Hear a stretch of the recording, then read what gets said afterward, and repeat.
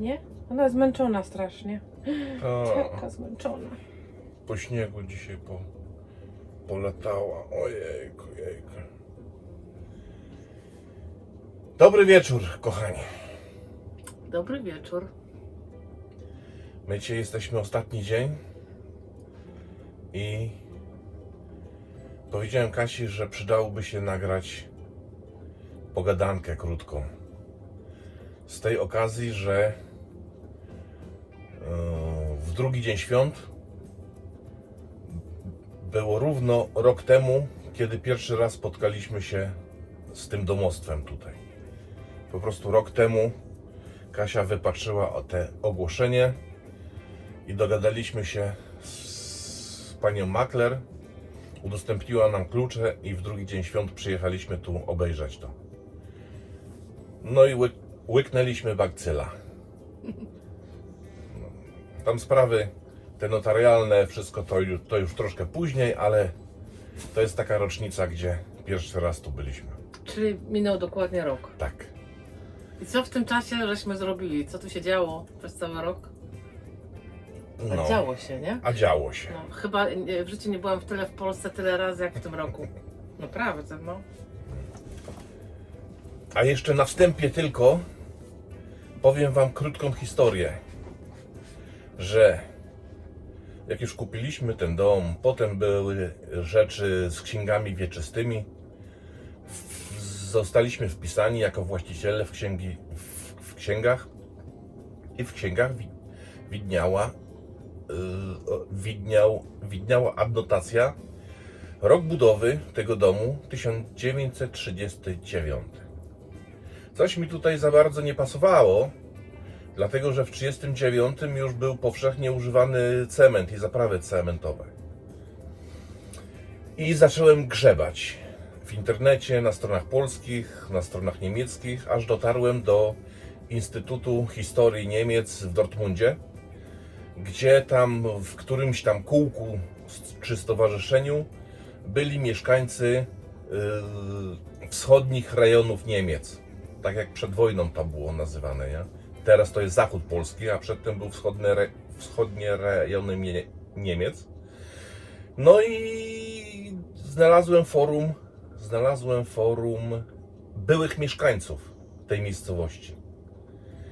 No i na tym forum okazało się, że oni organizowali tam spotkania w latach 70., 80., 90., coraz mniej ich ubywało, coraz mniej i któryś z nich wpadł na pomysł, żeby wspólnym gronem usiąść i naszkicować, kto co pamięta rozkład domów i ulic w tej miejscowości. No i ci ludzie tak zrobili i zgodnie określili, bo to są starsi ludzie, 90% chyba już z nich nie żyje, ale opatrzyli to adnotacją 1922, że na ten stan oni pamiętają, jak byli bardzo młodzi. No i się okazało, że na tym szkicu jest nasz dom. Czyli ten dom nie jest z 1939, tylko jest minimum z 1922. A czemu tak się stało? Dlatego, że znowu zacząłem grzebać na forach i po wojnie, jak się rodziła administracja polska, tam od razu nie było ksiąg wieczystych. Dopiero księgi wieczyste w latach 50., 60. zaczęły się pojawiać. Jedna pani urzędnik pisała, że domy, które zostały przejęte na ziemiach odzyskanych od mieszkańców niemieckich, a które nie miały dokumentów, obligatoryjnie były wpisywana data budowy 1939, czyli ostatni rok przed wojną.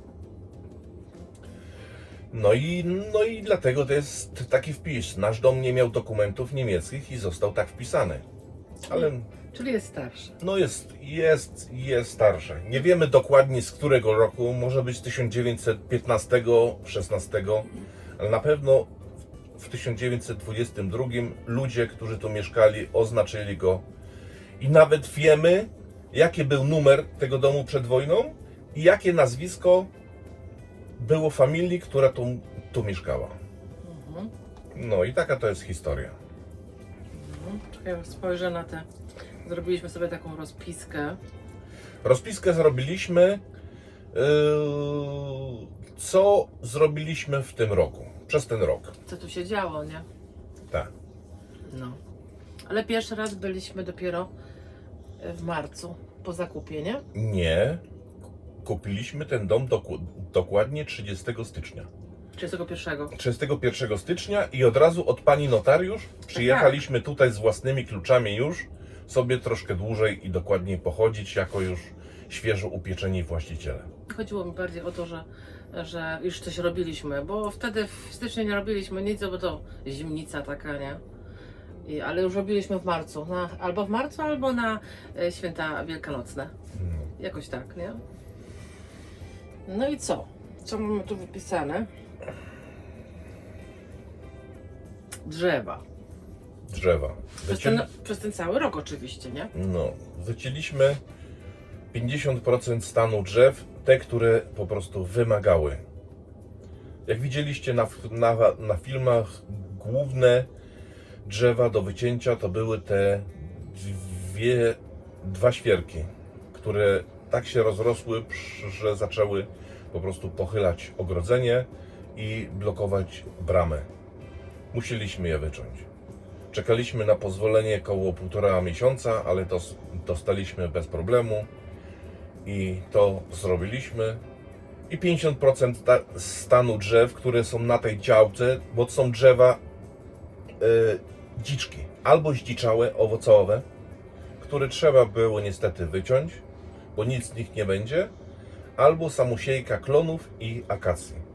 Jeszcze mi trochę zostało do wycięcia, ale to na wiosnę, bo teraz już nie zdążymy, teraz śniegów jest po kostki i zimno jak.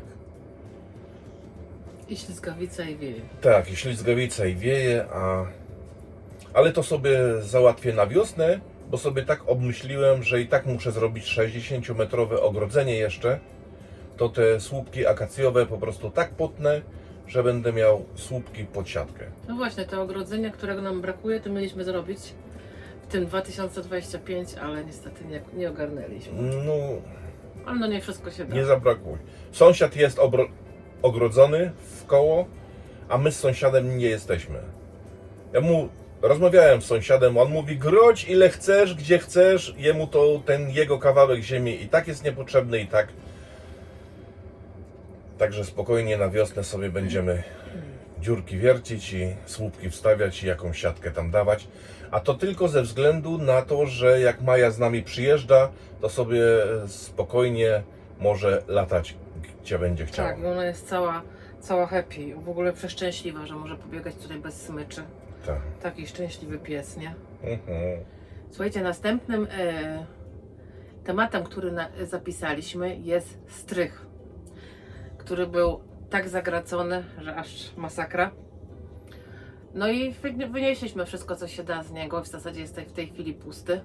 Wojtek już nawet zaczął, ale to już w tym roku zaczął coś tam działać w tym byłym gołębniku. Tak, to gołębnik można nazwać, nie? No bo to był gołębnik. No i także strych mamy pusty i to jest fajnie, bo tonę rzeczy, tonę ciuchów, nawet jakieś łóżko było, nie? Łóżko nie, kanapa, czy jak to się nazwać? Nawet zasuszony kot był. To nie był kot. A co to było? Kot. No to lis. To chyba lis, ale to nie był nawet nie zasuszony lis, tylko to był prawdopodobnie, według mnie, tak mi się wydaje, był to po prostu szalik z lisa, jak to kiedyś było modne i po prostu leżał w kanapie. A z czasem, że on po prostu tam leżał tyle lat, to Nie, ja się nie zgodzę z tym. masz wyobraźnię. Dlatego, że pod skórą były części ogona, kości ogona. A ja wiem, jak się wyprawiało, bo 30 lat polowałem. To wiem, jak się skóry wyprawia z lisa. No może. No nieważne. Było co było, strych jest posprzątany i nie ma tam absolutnie nic. W zasadzie został całkiem pusty. No i co dalej? Co zrobiliśmy na dole? Na dole też tam trochę było rzeczy do posprzątania. Odkryliśmy 2 piwnice. O właśnie, no. W następnych teraz odcinkach pokażę Wam, jak tam sprzątałem tę piwnicę, dlatego że przygotowuję powoli tą jedną dłuższą, większą piwnicę pod to, żeby tam część rzeczy chować. Bo jak zabiorę się do skłuwania tynków, do skłuwania sufitów w pokojach, to po prostu nie chcę, żeby te wszystkie rzeczy, które tam nawieźliśmy, przeszkadzały. A to są pierdoły takie, no wiecie, krzesła, nie krzesła, stoliki, tam jakieś większe garki, wiadra, no takie pierdołki. Ale i tak nie chcę tego wycierać, nie chcę, żeby to się uszkodziło albo coś, to lepiej będzie bezpiecznie je znieść do piwnicy, bo piwnica ma gruby strop, ma zamknięcie i jak coś trzeba będzie, to wystarczy po drabince zejść i sobie wziąć i już. Nie trzeba będzie za każdym razem czyścić, myć, wycierać i będziesz zabezpieczony od tego kurzu, od tego gruzu. Tak. Co jeszcze na dole zrobiliśmy?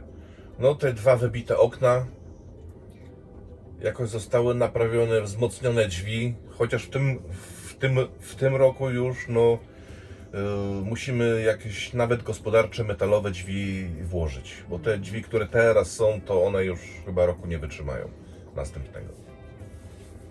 No a tak, poznaliśmy dokładnie ten dom przez ten rok czasu. Wszystkie zakamarki, co jest pod podłogą, jakie są podłogi. No ale pod wszystkimi podłogami jeszcze nie wiemy, co jest, nie? No nie wiemy, ale tak na 70-80% już ja wiem, że jak jest dom posadowiony, na czym, jakie są belki, jakie są trygary, jakie są deski. I co, myślisz, że już nie ma żadnej piwnicy? Są, Są jeszcze piwnice? tak, ale zasypane piaskiem. A, może. Bo dlatego, że fundamenty mają 2 metry w głąb ziemi. No to dużo. No. Nawet dzisiaj przy sprzątaniu tej jednej piwnicy była dziura w posadzce. No z ciekawości rozgrzebałem tą dziurę, no i okazało się, żeby pod posadzką, którą ktoś oczywiście zalał betonem, cementem, jest piaseczek taki miałki jak mąka. Żółciutki, ładny.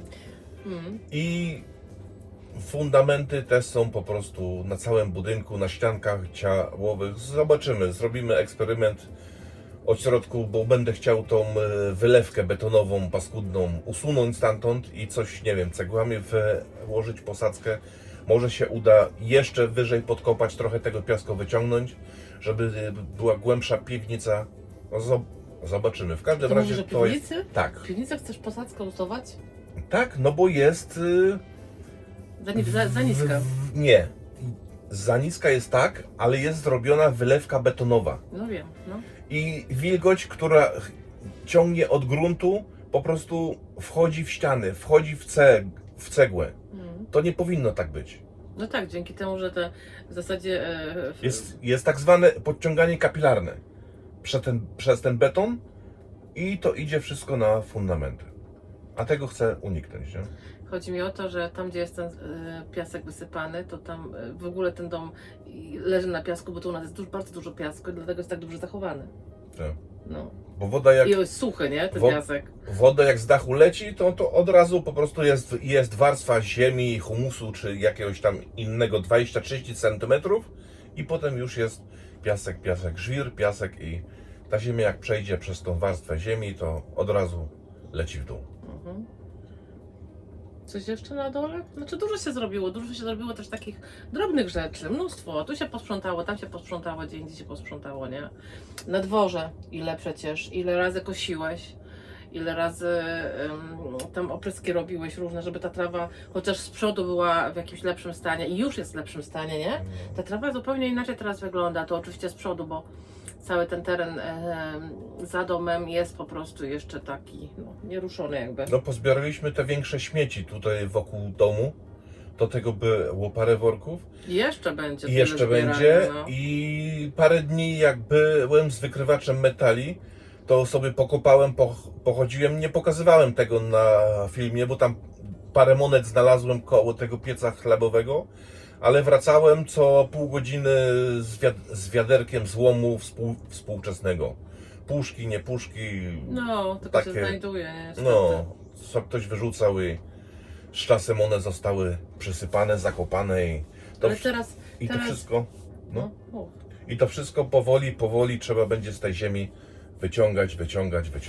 No ale teraz w zimie to też nie ma takiej roboty No. za bardzo na dworze, no bo gdzie tutaj będziesz szukał, wyciągał butelki czy No jakieś tak, złom tak. z ziemi, jak jest tak, wiesz, bardzo zimno, No nie? to dlatego w zimie po prostu teraz jak jest zimno, to coś tam w piwnicy są można jakieś inne pogrzebać, roboty. posprzątać, czy na strychu ciepło się ubrać i To.